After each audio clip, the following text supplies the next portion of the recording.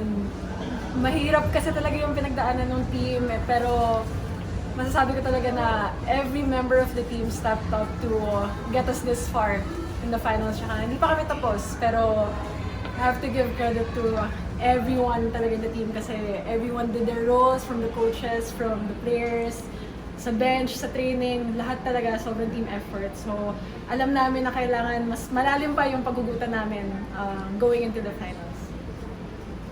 And Gia, how did the team then siguro evolve from the last time na nakita mo sila?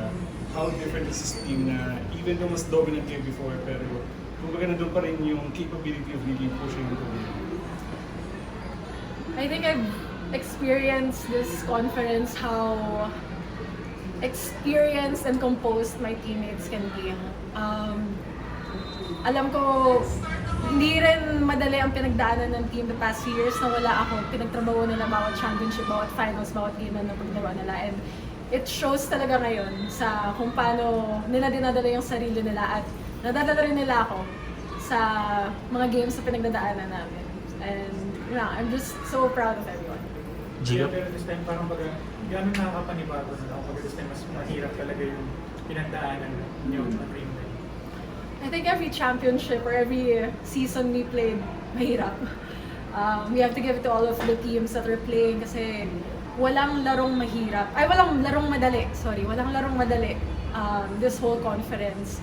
You can never be too careful and alam namin the other teams give the same respect to us as we give to them in terms of training, in terms of preparation, and in terms of the level of play that is being played in PBL. So it's such a privilege to be put on a stage where we're challenged and we're given the chance to grow as individual players and as a team. And I'm really happy with how Creamline is taking it this time around.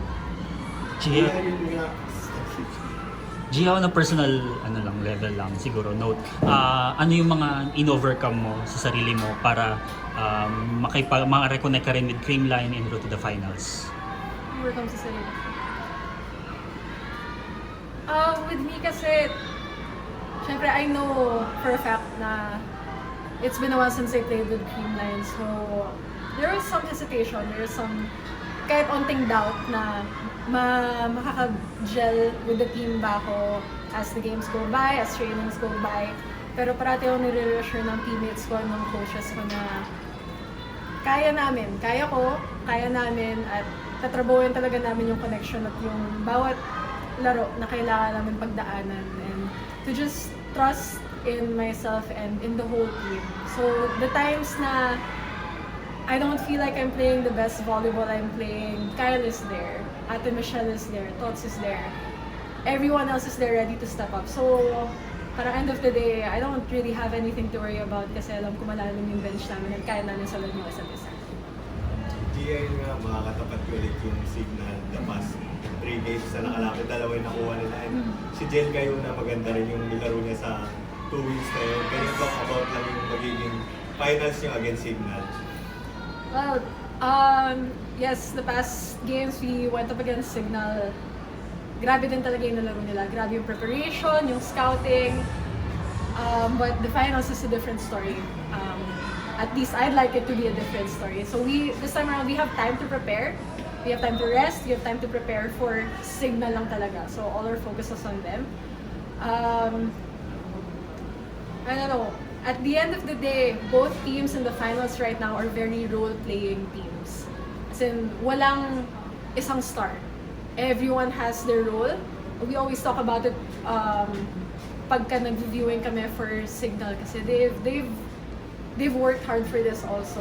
Na makabuo na ganitong klaseng connection this season and going into the finals, we see that. And kami rin naman, we believe na we're starting to peak at the right time also and we want to take advantage of that. Thank you.